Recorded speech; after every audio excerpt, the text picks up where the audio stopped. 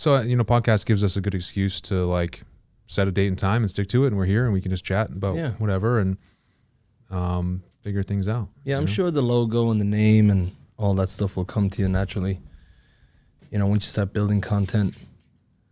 Next thing you know, you're going to be calling it the Seth Blaze Experience, and I'm just joking. Well, actually, I haven't told you. This is actually for OnlyFans, so we have some requirements for you.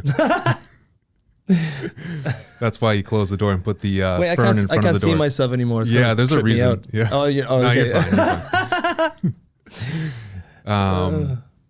Yeah, man. Not for vanity purposes, just like to know, Oh, okay. No, I'm just kidding. You're fine. Just look at me. What are you staring at yourself like awkwardly? Cool. You don't. You're gonna be all weird, like staring at yourself in the. No, you like monitor. to give yourself the old side eye. Okay, because when how it is. I mean, you've probably done, a bunch of different media stuff, and sometimes how you naturally sit. You might have a producer or someone who's in television or who's into producing stuff. They might be like, hey, you're like this. Pop up a little bit more, or. I remember when I was younger, I always thought that one part of me, like one side of my face, I thought was my angle. He's helping you. Yeah. Now.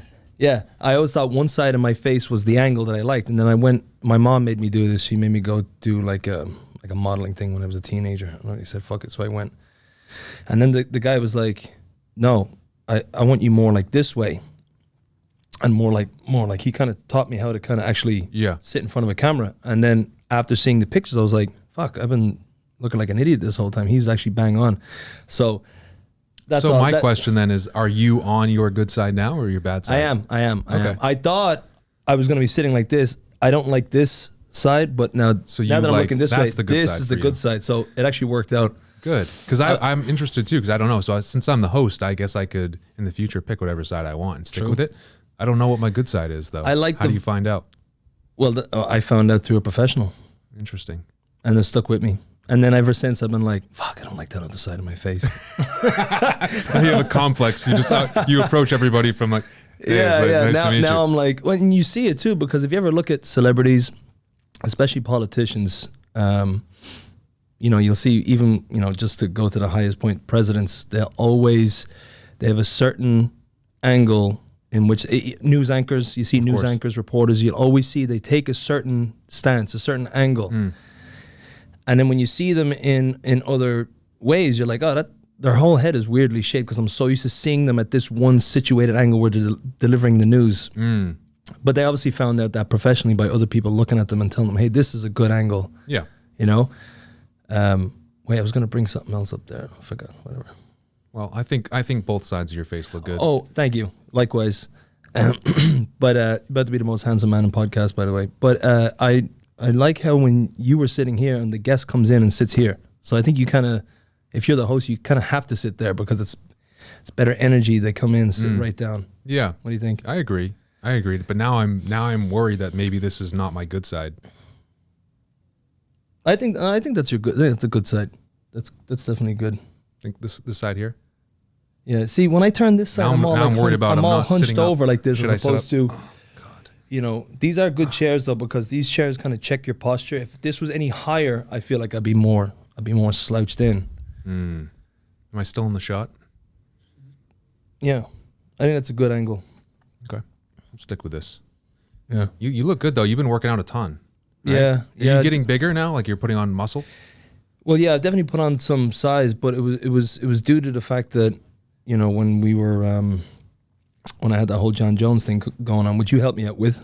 Seth hooked me up with this unbelievable car. He's a car guy, anybody. Oh, we got to, first off, when Tom calls me, we got to take care of you. I appreciate that, man. And then that meant a lot. That meant a lot. Because, it's funny, not to cut you off, we talked about earlier on when you're adults and you try to make plans and get together. Sometimes it doesn't go through because everyone has their own, stuff that they're dealing with, whatever it is, so it's hard. And that kind of, I felt like during that time, you and I, we hadn't caught up a bunch, and then out of nowhere, it was actually, I mean, I guess I'm the type of person, I don't like asking for favors. I'm one of those types of people. Sure. Right? And I should. And I learned this, and I look at some people who are successful, and they're not afraid to just say, hey, whether it be give me and my service as an opportunity, or, can I do this, or do you have this available, and whatever, and I notice I need to get better at that, because I notice as the ladder as you go up the ladder, or whatever, if you see people at the top, they're not afraid to ask and at least throw themselves in there. And so it was actually my boy TJ, who he's a retired state trooper. He does private security and stuff. And I thought it'd be a great idea when John was in town to have him drive him around, because John actually likes, having especially law enforcement, like he likes that kind of stuff, military, sure. Whatever. TJ was a Marine as well. Shout out to TJ. But anyways, and then he hit you up because he was trying to find a car, and you turned around and said, if it's for Tom, no problem. And I was just like, wow, like, you don't find that a lot with some people, because I feel like people, not all people, but there's definitely a lot of people that they want something out of it. And you didn't ask for any, you were just like, I got you. And I was just like, wow, that was pretty cool. So I really appreciated that. It was really, really solid. Helped me out big time because it made me look good. Of course, yeah. Get to pull. I mean, and listen, it's not every day that you get to work with, in my opinion, the pound for pound greatest fighter, maybe ever. Yeah, at least right now. At least right now, yeah, ever. And I got to watch him when he was early in his career too. I don't know if you must have probably seen some of his local fights, but he fought for Joe when it was WCF. And I got to, watch him probably in his first 3 fights, and he just, of course, just demolished everybody locally. And he always had this crazy style of, like, he never had this really orthodox style. He just kind of threw stuff from all these different angles. And he's just turned into, I mean, he was a beast in his first few fights, and now he's obviously just next level. It's just next level. Yeah, it's not even close, and it's just so hard to do what he does. Show up countless times, always on, and even on his off nights, so to speak, he's still better than everybody. I mean, I can name a few fights where I know he wasn't on. The first Gustafsson fight, maybe the first DC fight, it didn't seem like he took him 100% serious, that fight. And then he obviously wrecked him the second fight, and then you have, like, obviously the I feel like the Ovis St. Preux fight, the Dominic Reyes fight. There's a couple of fights where, like, he wasn't really on, but he's still kicking the shit out of these guys. It's crazy. Yeah. And then when he's dominant, when he's switched on, like the second Gustafsson fight, the second DC fight, any of his rematches, or where he's fighting for something like the heavyweight title, it's just like, it's not even close. Yeah, he is one of those guys. And there's a lot of athletes like that they can kind of, I know at points in his career he was out getting banged up and not super focused, but at the same time, like, he could still, when it was time to fight, he was still ready to fight. Yeah. And there's a lot of guys like that in football and in different sports. So what actually happened? So he came out here to train with you. Did you end up helping him with that camp, or how did that play out? Yeah, so basically what happened was he left. I'm very close friends with his coach, Brandon Gibson, who's like his everyday, coach. He does his work. He's a mentor. He helps him with his mental game. Brandon's just a great guy. He also coaches Aaron Pico, who's another stud. He's fighting in Bellator September 23rd. And so he and I met in the Ultimate Fighter when I was doing the stuff with McGregor. And we stayed in touch because he's just a great coach. I like learning from him. He's just like, he's got so much experience, obviously cornering John Jones, training him, and Aaron Pico, and a bunch of the other guys who were in Jackson Winks at the time. And when I saw that John had left Jackson Winks, because him and Mike Winklebaum had a falling out. They just weren't seeing eye to eye, so we thought it'd be best if he leaves. And he went to the original Greg Jackson MMA gym, which is in I think it's Acoma Boulevard or something. It's called Jackson Acoma. It's still in Albuquerque, and it wasn't far out from them trying to make his comeback. So I hit up Brandon. I was like, "Hey, do you need sparring partners?" Because he left Jackson Winks, and obviously any of the heavyweights that were in Jackson Winks were going to stay there, and then there was going to be a couple of guys that were going to be with John. And he was like, "Yeah, we do need training partners." And I said, "Well, I know at least 5 guys that could be unbelievable training partners." And we were originally going to plan to go down to Albuquerque, and what happened was they turned around and said, "Hey, you know what, fuck it, we'll come up to Boston instead." And so when they came up here, I was like, shit, I'm going to be hosting the GOAT. What the fuck? So I had to, do a bunch of logistics, figure things out. The UFC gym, shout out to them. They were very great, very kind to us to let us go in there, use their mat space. Shout out to Jason Dutton and all those guys. They were incredible. And then Conor's MMA, John and Conor, they hosted us too the next day, which was an even bigger workout because we had more guys come on that second day. And it was just, the goal was just to get a bunch of these guys mostly heavyweights. There was some middleweights, light heavyweights, just to come and train with him. And John's so humble, and he likes he's such a he's so willing to learn from anybody. You know, he's not one of these guys like, oh, you know, these are just local pros or whatever. He'll see something and be like, that's something I want to adapt into my game. And yeah, we just hit it off, and he was like, I love these guys. And the specific heavyweights were Domingos Barros, Jorgen de Castro, and Mike Rodriguez were the three big ones that he was like, I can really use these guys. And sure enough, they became part of his main sparring and his main sparring rotation and his training camp. And then he went and he got the win off of that. So that was huge. And I went down a couple times. The goal for me was never to be down there all the time. You know, I just made a couple trips back and forth to make the connections, watch the sparring, see how guys got along. John trusted me, Brandon trusted me, so it made sense for me to bring these guys down there. And it worked out. And then, you know, it's great that I can say that I helped him in a way win the heavyweight world title, which is historic. It's pretty cool. Yeah, definitely a good resume builder.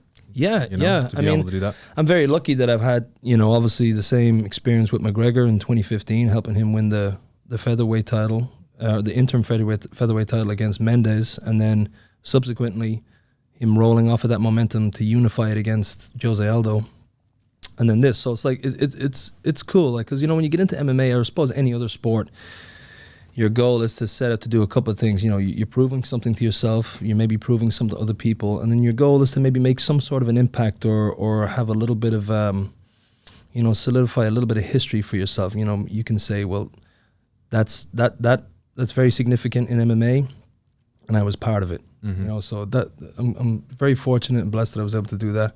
But going back to the whole workout thing, when the whole John Jones thing was going on, I'm young, I'm 35, I'm an MMA coach, and kind of trying to fall into this, I suppose, matchmaking, I guess you'd say, role right now, where I can help guys get sparring partners and supply the right sparring partners. The right sparring partners, correct. Someone who I feel like, you know, I can use my knowledge in MMA and, you know, what my experience to be able to be like, well, you know, if you're going to fight this guy I think would be great. I'm trying to do that right now with Conor McGregor and Aaron Pico, because Conor's fighting Michael Chandler, and I'm trying to see if I can set him up with a guy like Aaron Pico, who I think would be a phenomenal training partner, a better version of Michael Chandler.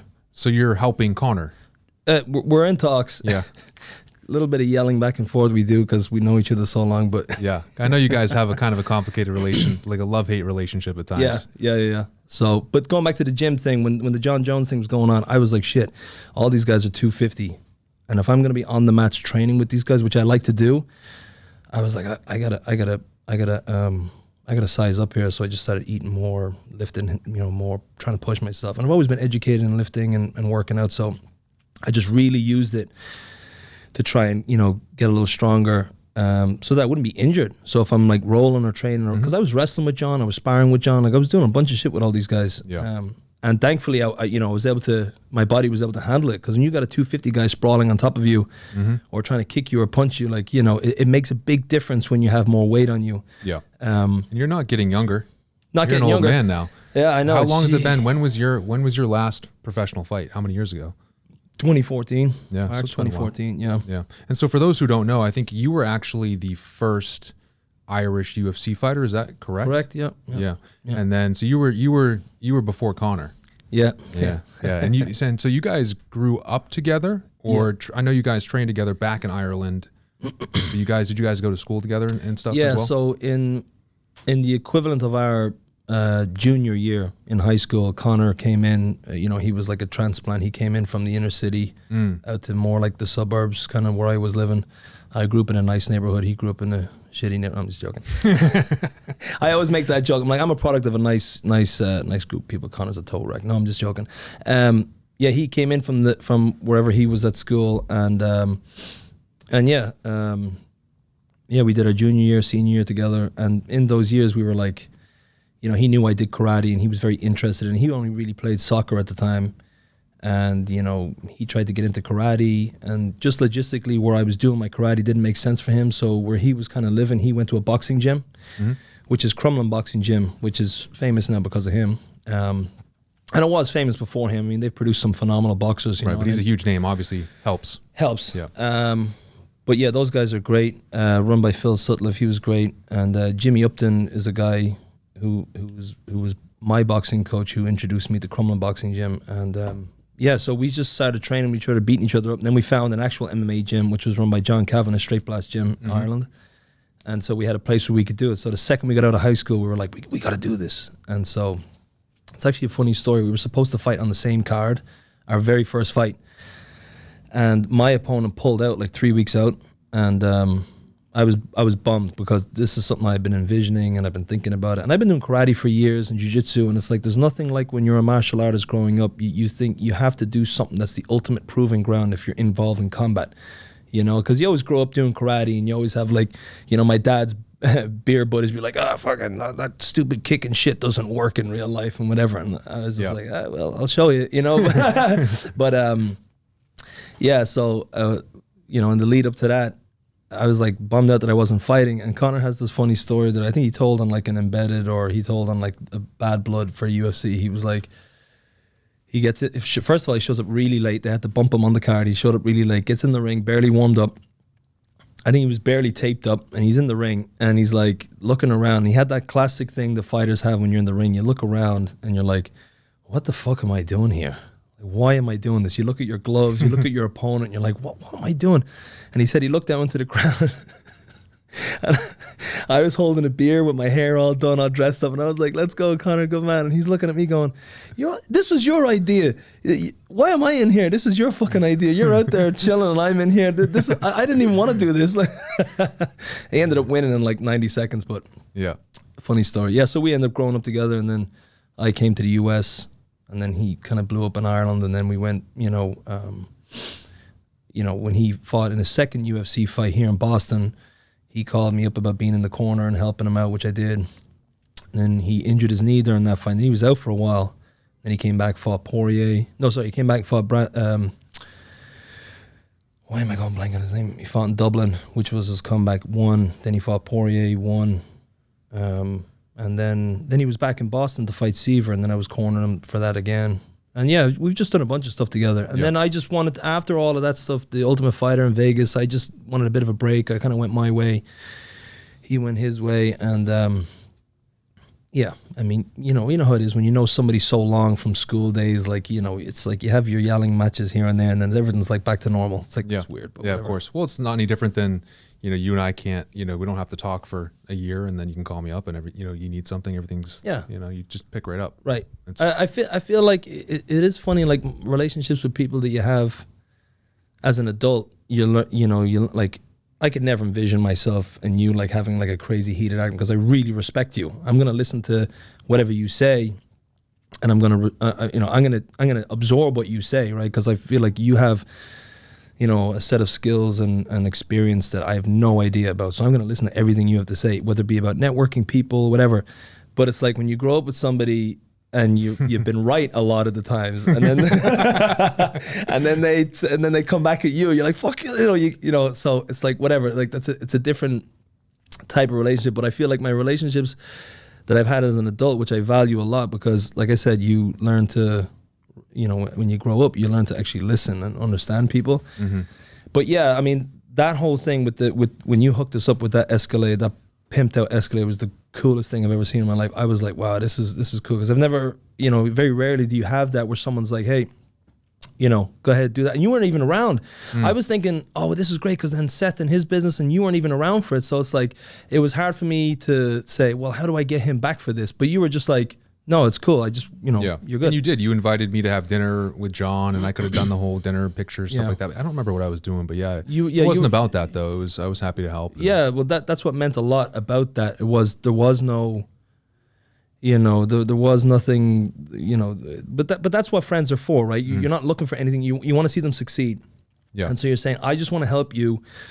If it's a matter of, you know, I guess it's different if it's a matter of like mutual services. Like if it was a case of I was trying to, you know, buy a car, or, you know, obviously that would be different. I'd be purchasing your services. That's one thing. But in terms of like for a weekend, guys come to town, and you're in a position where you can hook me up to things better for me. Makes you look good. Right. Yeah, man. That's I'm happy to do that huge. if I can. Yeah, I really appreciate that. I mean, listen, I was blessed to be in a position that I could do that. Yeah. You know, and hook you up and you know, have him. You guys could pick him up at the airport in a cool car and chauffeur him around, and that's, you know. I couldn't believe he brought his fucking dog, man. I was like, it was the coolest dog in the world, but like, I was like, he's bringing his dog to Boston. It's all good. But it was cool. It was cool. Yeah. So with you now, I've been seeing recently, are you now training out of the UFC gym, or has that changed for you, or what are you doing now? Yeah, so I was in the UFC gym for a little bit there. You know, I was running classes, doing stuff like that. And again, I kind of got to know those guys off of that John Jones thing. And now I kind of have I'm in a position now where I'm trying to, you know how it is. I'm sure you've been there. I've been watching you too. Like, you've been in positions where you have like salary jobs and you go out on your own and you're crafting your own craft, right? You're trying to form your own business, be your own boss, do that type of stuff. And now I'm in a position where I'm going down this route. I'm trying to figure out where I'm going, what I'm doing. So the UFC gym, they're phenomenal guys. I love those guys, especially Jason, Tyler King, all those guys, Daniel Mola. They're phenomenal guys. But I felt like I had to move off of that a little bit to kind of free myself up, because I'm in a position where it's kind of like go time right now for me. I'm trying to, you know, you're in your mid-30s. I'm in my mid-30s, and this is where you have to really, you know, you can't just go with the flow. I feel like, you know, your 30s is a sense of urgency, I feel like, when it comes to your career. So I'm in between certain things right now. I don't have anything nailed down, but I'm in between certain things. I'm trying to figure out what I can fall into. And especially in this climate, in this day and age, like, ultimately I would love to open up my own gym. But it's just like, you know, over the last few years, you almost have to consider that, you know. I know a lot of businesses are going mobile now, and, you know, not everyone's going into the office as much anymore. No one's being nailed down, because what if, the big what if, right? Mm-hmm. You know, you're seeing now, like, there's a presidential election next year, and these fucking masks and mandate shit, there's talks about it again. And I think, well, what if I open up a gym, which I wanted to do in 2020. That was my goal. My goal was to become a U.S. citizen, which I did in January 2020, which was a huge accomplishment for me. And then I wanted to be like, right, this is perfect time, and I'm going to get in to open up my own business. And we all know how 2020 went. So, right. Yeah, so I'm trying to find a way where I can do something more mobile instead of being nailed down, you know? I don't know if you feel the same way, at least for me, because if I'm running a gym, it is all in person, it's fitness, it's health stuff, which in hindsight would have been extremely important during 2020, but they obviously shut all that stuff down. I mean, there was that one guy down in New Jersey who refused to close because he was like, if liquor stores and fast food can be open, gyms should be open. Mm-hmm. And he took fines out the ass nonstop, and I think they're not even waiving them on him right now. That guy with the beard, I don't know if you know him, he was down there. He didn't enforce masks, so he didn't shut the gym, and his gym was packed. Mm-hmm. I always told people, you know, the best way to have done that time would have been like, let a business that wants to be open stay open, and let a business that wants to be closed stay closed. And I guarantee you, after a couple months, which kind of is what happened, you're going to have people who really want to just go and enjoy themselves. But anyways, getting away from all that, I'm kind of feeling like being mobile, trying to figure something out where I can be mobile, still be involved with fighters, MMA fighting. Yeah, because it must be tough to make a living as a MMA coach unless you have a gym with a big stable of fighters. Right. I mean, is it still, I've been out of the game for so long, but back when I was in the game, you know, and I managed some fighters as well. I don't know. I think we've talked about this, but and, you know, I would take, I think it was like 20% of sponsorships and stuff like that, and would go out and sell these sponsorships. And this was back when guys could wear logos on shorts and stuff like that. The game's changed completely now. You can't do that type of stuff. You know, back then guys used to make 80 grand from all the different sponsorships on the shorts, and now it's, you know, whatever they've set up with their big brand deals, and I know they kind of divvy that up. But is it still the same where guys are you know, negotiating with their coaching and their training staff that they're getting percentage of the purses and things like that? Is that how it's typically set up, or has the sport moved away from that? Yeah. I mean, here's the thing though. When it comes to fighters, it really is. It's a long-term investment, because you can't really take much from fighters. I mean, you know this. You can't really take much from fighters earlier on, because you want them to keep their money so they can be in the gym, so they can fight, and then hopefully one day they break through, succeed, and then you manage to negotiate a deal with them. I always had a deal with my fighters. If they can get to, 20, 30 grand a fight, then I'll be like, then we'll talk percentages and stuff like that. But taking from a 3-3 or a 5-5, it's or trying to take ticket sales or whatever. It's just like now you're nickel and diming these guys, and then they'll start questioning, well, what's he in it for? And it all comes down to the fighter themselves. I mean, I've been there where you help fighters out, you're there for them, and they fuck you over, and they move on. It is what it is. I mean, I had an old school boxing coach turn around to me a couple of weeks ago, and he was like, "Yeah, these fucking fighters will treat you like fucking whores. They're fucking whores. They'll screw you and they fucking go on to the next one." Yeah. So I was like, that's part of the game. You got to understand it. I guess you got to ultimately say, well, fuck it. If that happens, you learn from it. You figure out what's what. And ultimately, you're doing something that's healthy. I mean, if 2020 to 2022/2023 taught us anything, is that, you really have to think about your mental health, your physical health, your spiritual health. And, so doing these things, it's like, it's part of the game. Yeah. And you just, you shift and you figure and you dodge and you roll. But at the end of the day, you're moving. Mm-hmm. You're not just sitting there going down a deep rut. There's a lot of people, obviously, that had a lot of bad things happen in 2020, whether it be their businesses closed or whether them like forming forms of addiction. Obviously with nothing to do, you go down this hole, you're dealing with all kinds of stuff like anxiety and stuff like that. And that comes from inactivity. And so, now that I'm able to get things going, MMA fighters screw me over. I'm like, whatever, man, this is part of the game. At least I'm moving. I'm and healthy. You're still and doing what, for the time that I've known you, you've always been doing what it seems like you want to do. Right. Every day. Yeah. I mean, don't get me wrong. Every now and again, I turn around, I'm like saying, should I just fuck this and go be a cattle rancher in fucking Texas? Yeah. Like sometimes I say that, I'm like, like there's actually one guy I'm friends with on Facebook. Met him a couple of times. Used to train here in the MMA scene in New England, and he literally left everything, I think, a few years ago and just became a cattle rancher in Colorado. And he started in Montana, and I used to watch all his videos. He'd be in the thick of snow with the dogs, herding all the cattle horseback in Montana, and then now he's in Colorado doing it. And I'm like, totally different lifestyle. Sometimes I'm like, fuck it, should I just give up all this shit and just go do that? It's so interesting, and I think about this often too, where it's like, I'm so focused on, I have very aggressive money goals and things that I want to build wealth and different avenues that I want to use to be able to accomplish that. But then I also have these moments where, for example, recently my girl and I went out to Nantucket and stayed there for a little bit. Loved your post, by the way, on that stuff. Thank you. But had a wonderful time. And granted, maybe Nantucket's not the best example because it's like a super expensive island. But I think about how we work so hard to make all this money so that we can just go and like walk on the docks and go fishing. And I rode a moped and did stuff that, aside from staying there and like going out to restaurants and stuff, did stuff that made me happy that doesn't cost anything, just like being in the sun. And I thought to myself, you can have this life and have those things without having to spend so much time being wealthy. It's like there's this old story, and I'll butcher it if I try to retell it. My mother actually used to tell this to me because it's something that, my grandfather would have told, where it's a story that is about a wealthy man that goes on vacation to a small fishing island. And every day he's hanging out, he's fishing, like that's his vacation. That's what he wants to do. He wants to get a tan. He wants to fish. And he's a man that had spent his entire life, missing certain things with his family and had invested all of his time into building a business and was a very wealthy guy. And he used to see this other fisherman, a local fisherman down at the dock, who would go out every day, catch a few fish to feed his family. He would go cook the fish, have dinner, and then every day would just do the same thing. He'd go back out again the next morning, catch a few fish, come back, cook them, feed his family. And that's what he did every day.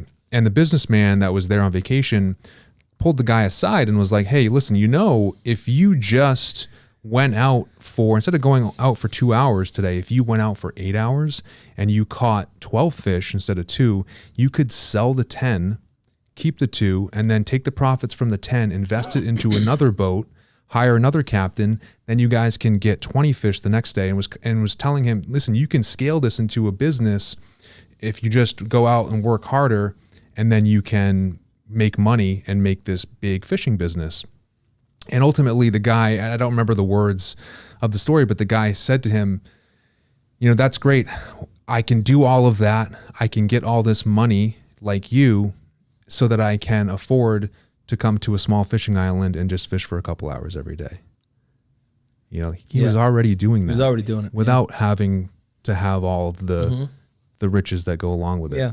You know? So he was like formulating a life where he didn't have to necessarily go through all the stresses and trauma and anxieties and all this kind of stuff just to do the same thing. Right. Yeah. Just ultimately end up in the same place. Right. Which is interesting to think about. Yeah, that's a cool story. Yeah, I mean, I sometimes try and do that myself in a weird way. Like I try and like make my life, like, you know, you see a lot of people, they try and escape their life to go on vacation. Like, I gotta get away. I can't wait to get away. I can't wait to get away. And you thought, you know, if you ever talk to my fiance, she'll tell you like, Tom hates going on vacation. It's because like when I'm on vacation, I'm thinking like, where are my fucking cigars? You know, and where are my dogs? I want to walk my dogs. Yeah. You enjoy your life. I want to go to the gym. I want to get, you know, I like my gym. I like, you know, I'm walking on this beach in some fucking island. I'm like, I just want to be at home. I try and build my life so that my life that I have is my vacation. I'm not trying to escape it. You know what I'm saying? And I try and think like that. I try to think like that too. Like sometimes I fall into that bad habit of, sorry, not to cut you off, you know, where I'm like looking forward to the weekend. And I'm like, why am I looking forward to the weekend? Like during the week is good. Like, I'm working, I'm being productive. You know, sometimes I have to sit back, scale back, and be like, enjoy this because, you know, you never know. You know what I mean? You seem very structured. Is that, would you consider yourself structured? You have the things that you like, you know, and I always see you out walking the dog, you like your cigars, and you kind of have yourself, obviously you're a very disciplined guy, you're in good shape. You know, you would have to have had discipline throughout your life to achieve the things that you've achieved in your life. And I feel like you are, I appreciate and I admire how you seem very happy with, you kind of know what you like, and you set yourself up and you're disciplined and you're happy with the simplicity of the way that you're living your life. Right. Yeah. I mean, that's what I try and do. Just try and, live a simple, and don't get me wrong. Like I like to work. I like to, you know, I'm not afraid to take opportunities and go for it for the experience of it. But yeah, ultimately it's like at the end of it all, like, you know, what are you living in the present can be a very difficult thing. And yeah, I struggle with that sometimes too, but if you can at least have your life at the point where you're happy with it and you're not trying to escape it all the time, I feel like you can live in the present a little bit more. I don't know if that makes any sense.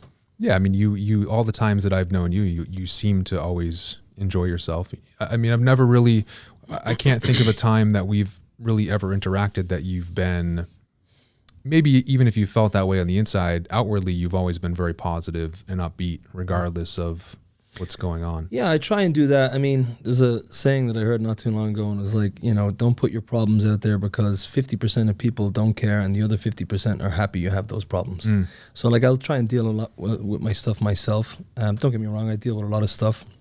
I do have some people out there that sometimes look at me and we're like, oh, you know, you said it in a positive way. Some people might say it in a negative way. Oh, you know, fucking, you don't look like you're stressed about anything. It's like, because, you know, you probably want me to be stressed and somebody else doesn't give a shit. So why should I appear stressed?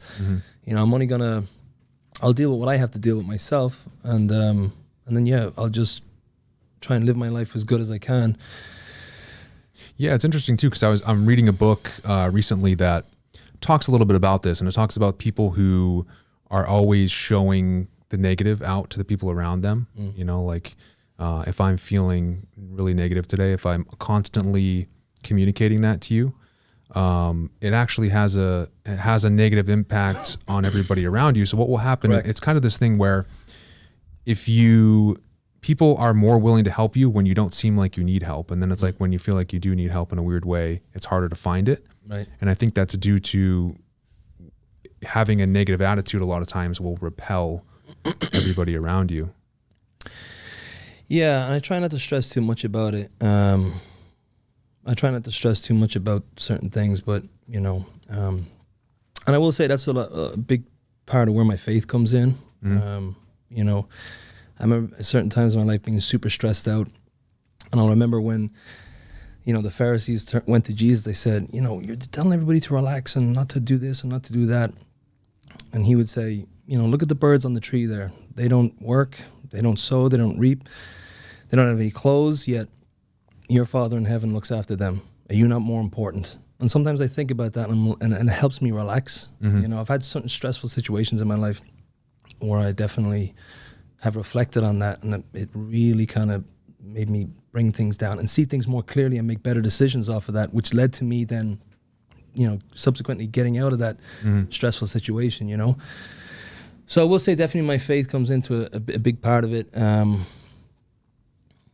Jesus also said, "Store your treasures in heaven, because everything here on earth goes to shit." Basically, he didn't say it like that. That was my part. But he famously said, "Store your treasures in heaven." And so I try and again, like I said, maybe not for everybody, but for me, I lean a lot on my faith to help me through things, and there's a lot of power to that stuff, I find. So I'll do that, and yeah, just not outwardly projecting. And also, too, who the fuck is? I don't want to. It's like when people whine and complain all the time. It's like, buddy, come on. Like I know one of my really good friends, Sean Simmons, told me, he's a great man. He owned businesses. He's been through the ringer. He's had everything you can imagine go wrong in your life, and he's always happy.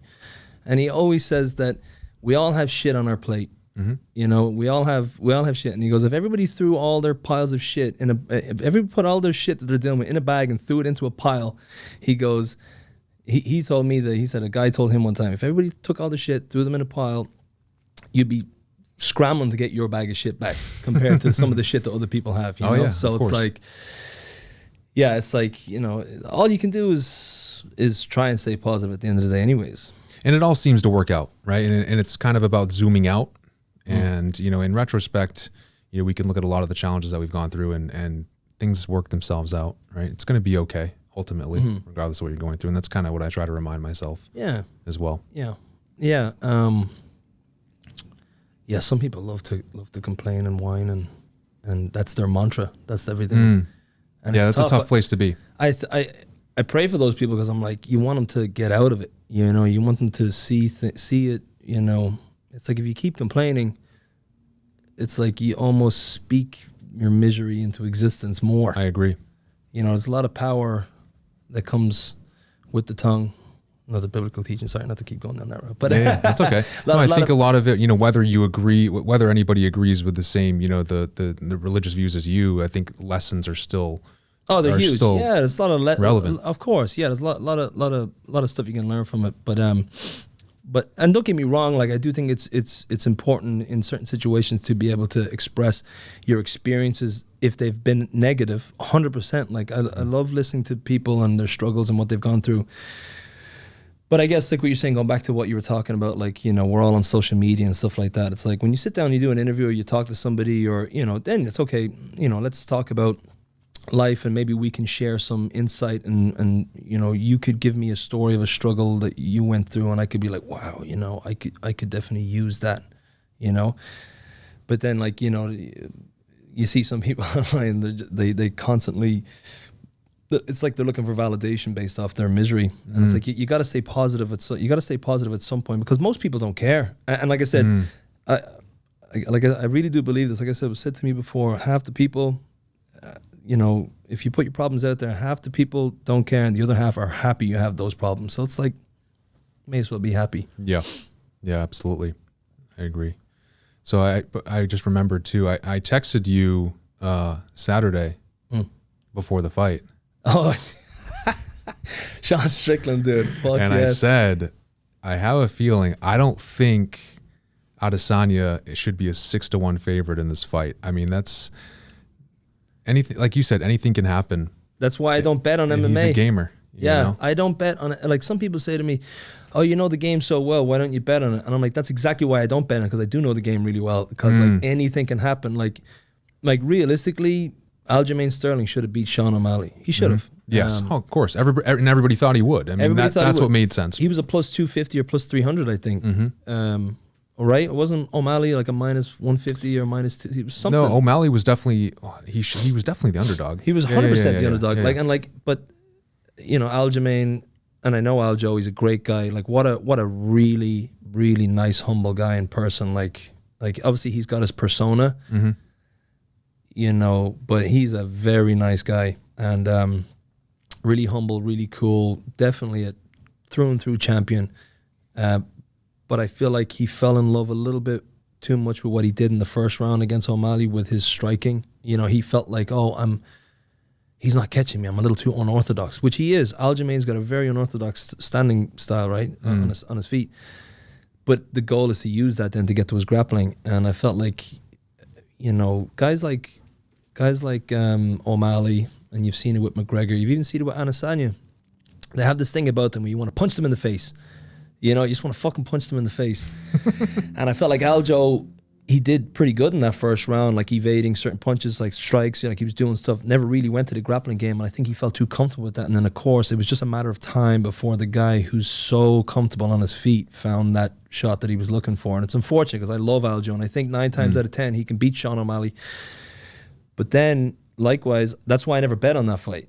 And then Strickland comes up, and the whole 2 weeks leading up to Strickland, I was like, man, this guy could fucking... And then all the memes online were hysterical, talking about, you know, they were putting Strickland's head on Pereira's body when he was knocking out Adesanya.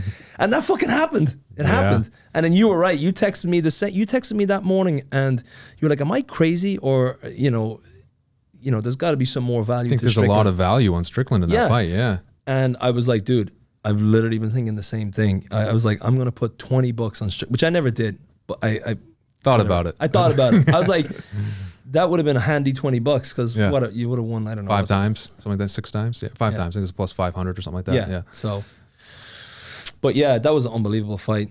What a cool champion though too, huh? Now, what do you think? Yeah, because that's kind of an interesting thing about him is he's such a talented fighter, but I feel like his antics overshadow his talent a lot of times, like the crazy shit that he says. Now, do you think that the UFC was pissed kind of that he won because he's such a... I feel like they're nervous about what he might say. Well, it's so funny you say that because I saw a meme today, and it was a snapshot of Strickland when he was yelling at Adesanya at the last few seconds of the fight, and down a cage side in the shot is Dana like looking up like that, and then and the caption was Dana White preparing for his entire PR team to resign in unison after this fight. No, but I will say this: I was very impressed with how Sean handled himself in the lead up to that fight. Like he said a lot of motivational stuff. He said a lot of things like, you know, he was alluding to his past and how difficult things were growing up and how the UFC and MMA have helped him. Like he gave me those Tyson Fury vibes. Remember when Tyson Fury came back and fought Wilder? And it ended up being a draw, but Tyson Fury's, you know, his likability and his character was so much like the value to him went way up afterwards because of all his mental health stuff that he was talking about. He was saying, you know, if I can do it, you can do it, like that type of stuff. And I feel like Sean Strickland came with that same energy. Like, you know, afterwards he was talking about, you know, I'm a good person. I try to repent. I try and do my best. You know, I'm not perfect, and I try and work on it. Like he really it reminded me of when Tyson Fury fought Wilder, that first fight they had. Because remember, Tyson Fury he disappeared after he beat what's his name? One of the brothers there, the Ukrainian brother there. What's his name? Yeah, I know you're speaking of, but I can't think of the name either.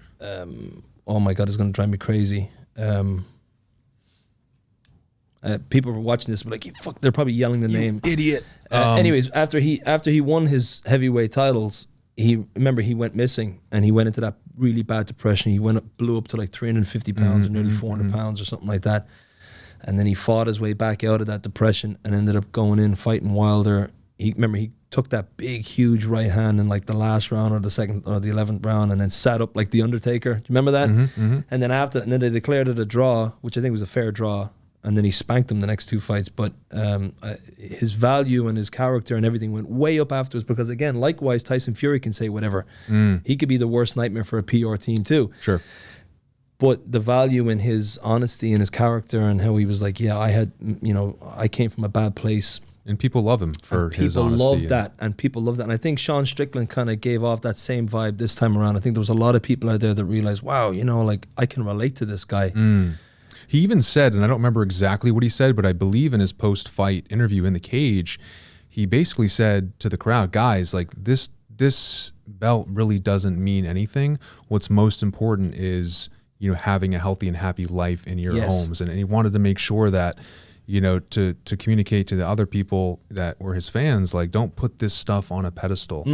Like, you can be great by controlling what you have right in front of you, what you're doing in your life, and making sure your family's in order. Huge. I mean, that's amazing. And when he said that, I was like, that's really good stuff. And not just from like you know, that was just honesty from the heart, from his gut, from his, you know, he just genuinely felt like he needed to tell people that, like, this isn't everything. This doesn't mean anything. You know, what means is, yeah, like you said, how you live your life. You can be a champion that way, you know. So I think once the UFC takes a step back, you know, off of the other stuff that he said in the past, they'll actually realize, wow, this guy's actually pretty, you know, he could be a pretty good, lucrative pay-per-view guy. Well, the good thing too is I feel like the UFC is kind of, I don't want to say they're cancel proof, but Dana, you know, hasn't really been a guy that's folded to that type of criticism. Even, you know, throughout the time when all sports were kind of non-existence, he went and flew the UFC to an island and was still doing it. He's always gone against the grain. I love it. You know, he hasn't been afraid of saying things that other people don't want to say. So maybe, and I don't know, it's not like I haven't had a conversation with him about his thoughts on this guy, but you know, I clearly think he has a big following and he's popular for a lot of the stuff that he says and his feelings, and maybe he'll, you know, the UFC will really appreciate that and they'll have a good relationship, or maybe they'll be sweating and it will be a PR nightmare for them. You know, time will tell. Yeah, I think, you're 100% right. I think it'll be interesting what way it goes. But I do think Sean Strickland, after that fight, and the confidence he's going to get from that fight is going to be huge. You know, you often hear the commentators in the UFC, they talk about, you know, when you're a champion, you have this like additional 10 or 20% extra behind the confidence of being a champion. Well, that's what I wanted to ask you that as well, is when I look at fights like whether it's Strickland or whether it was O'Malley, these guys that were big underdogs, how much do you think the mental aspect of it comes into play? Because I feel like both of those guys had their mental ducks in a row for those fights. They were mentally prepared. Do you think that is a big edge? Because it's easy to look at fighters on paper and say this guy should beat this guy, but what you can't measure in the same way is the mindset. How much of that do you think, in your experience, plays into it? I think it's everything. I think it's everything, you know, because realistically, when you're doing training camp and you're training for a fight, you're preparing the body to be able to keep up with the mind, you know, because, you know, and I always tell people, like guys like Floyd Mayweather, for example, who I think is like arguably the best boxer of all. I know there's like Ali, you know, it's a huge debate. Sugar Ray Robinson, all those guys. I know that it's a massive debate. I think Floyd, when you combine the whole animal, you know, how he's able to, you know, produce, he's able to, you know, have his own entertainment stuff. He's able to, you know, his clothing. I mean, the guy for his last few fights, I think the last 10 fights, has walked out the ring with his own clothing on. You know, doesn't even need sponsors. That's how good he did it. You know, I mean, he made money off of every hot dog, every soda, every T-shirt sold in the arena when he was putting on a show, and of course, just the sheer elite skill that he had in the ring. But you know, he can go 12 rounds, and in the 12th round, he looks like he can keep going. That's not really his body. That's his mindset saying, you know, I'm going. And you know, of all these top guys, George St. Pierre has alluded to this. You know, top champions that I've been around, guys like even John Jones, like they'll all tell you that like there's no escaping that, you know, extreme feeling of fatigue and pressure like 90 seconds into a fight. And it's like, how, like, because that first minute you're just like, okay, I'm fresh, you know. And after that first 90 seconds, when there's some exchanges going on, you start feeling the crowd, you feel all those eyes on you, you can feel those lights, you know shit's real now. You start asking yourself, holy shit, this is real. Like what that, everybody feels that. Of course. And it's like, what can you do from that point on? And your body also feels that. Like, I can't tell you how many times, not just from a personal standpoint, like competing, no matter how much training I did, I could never escape that like 90 seconds, like, fuck, why am I starting to get tired? I thought I trained past it. And you start questioning, like, where did all this training go? You can never do that. You're really only training so that your mind can push yourself a little further. So you believe you can. So you believe you Right. can. And like, you know, guys like Mayweather, guys like John Jones, guys like George St. Pierre, like George St. Pierre's talked about it too. He's often said that, you know, he's dead tired the whole fight. He's just doing a better job at keeping that poker face on. And that's what it is. You see guys later on into the fight, and I always tell my own fighters this, if you're halfway through that first round and you're getting into that late round and they act like they're not, you know, you're looking at them, you're like, fuck, is this motherfucker not tired? He's dead tired. He's just putting on a better face, because that's what it is. It's that, like, you know, art of war, that Sun Tzu, appear strong when weak, appear weak when strong. You know, it's like you're constantly putting on this poker face the whole time, and it's who can keep that going the longest. And just keep telling yourself, I got this. Like, because your body wants to be like out. You're like, your body wants to be like, I'm done with this shit. Your body has, your mind.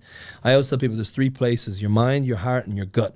Those are the well, and for a guy, your balls, maybe 4. Those are the things you have to, like, you know, that's what gets you through the fight. Not your however many pull-ups or however many sprints you did. All that stuff is just training your reactions, training your lungs, training your muscles to keep up with everything.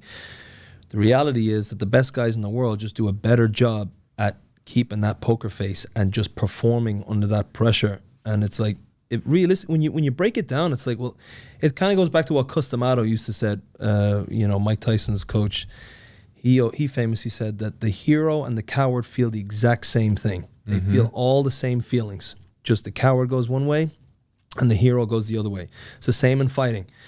The champion and, you know, the journeyman or the loser or whatever, they all feel the exact same feelings in that same moment. They feel all the same shit. The champion says, fuck it, I'm going forward. And then the other guy says, I don't know if I can handle this right now.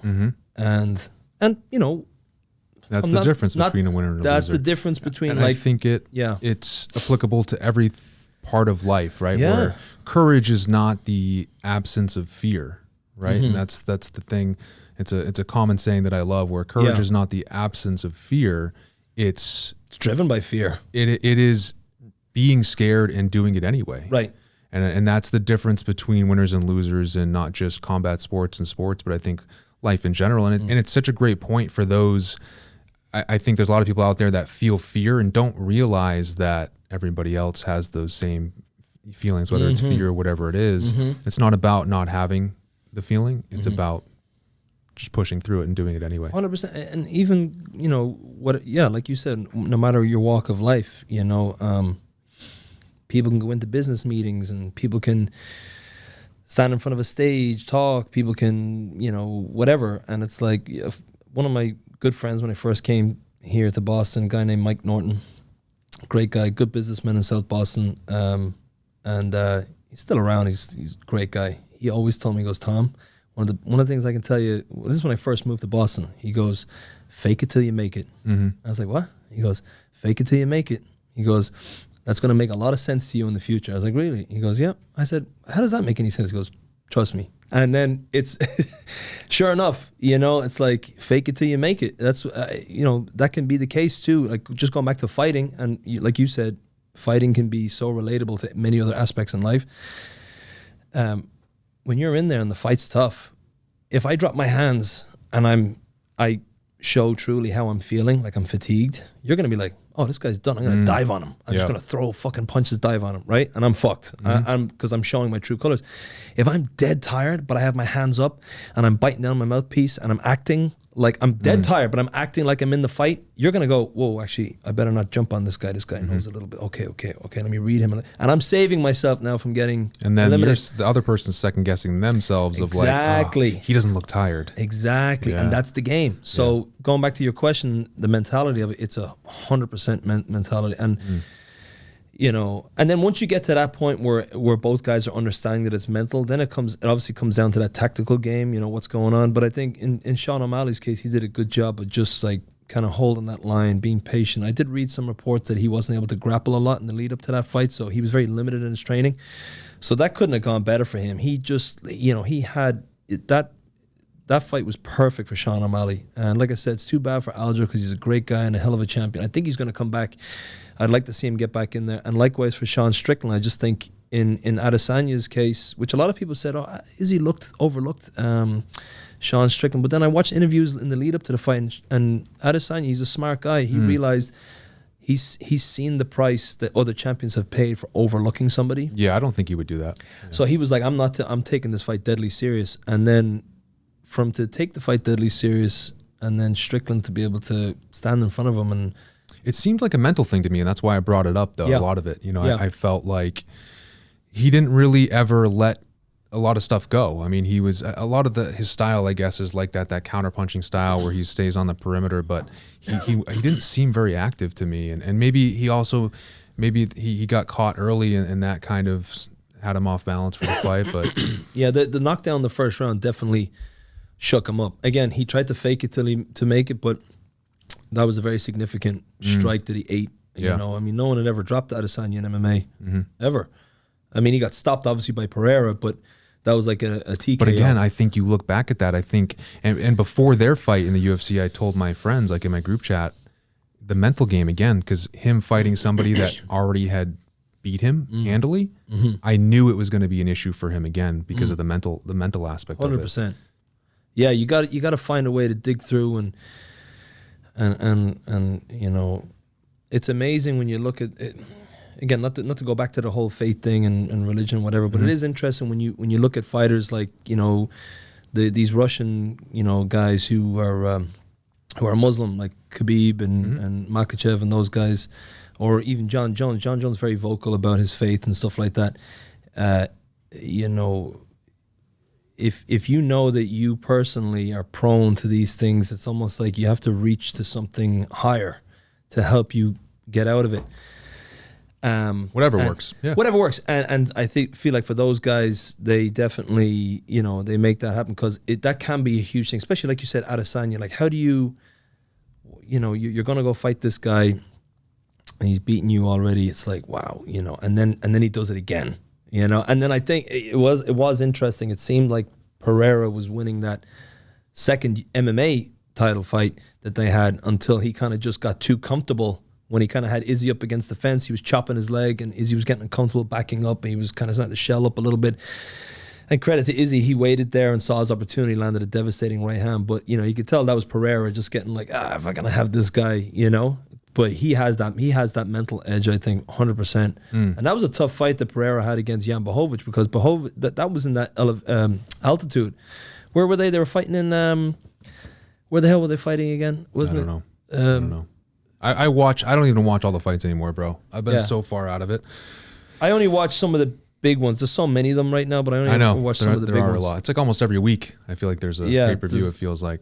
But going back to the mental thing, you're 100% right. The mentality behind it is so important. And like you said, that what was the saying you said? Courage isn't the absence. Yeah, so courage is not the absence of fear. Right. It's being afraid and doing it anyway.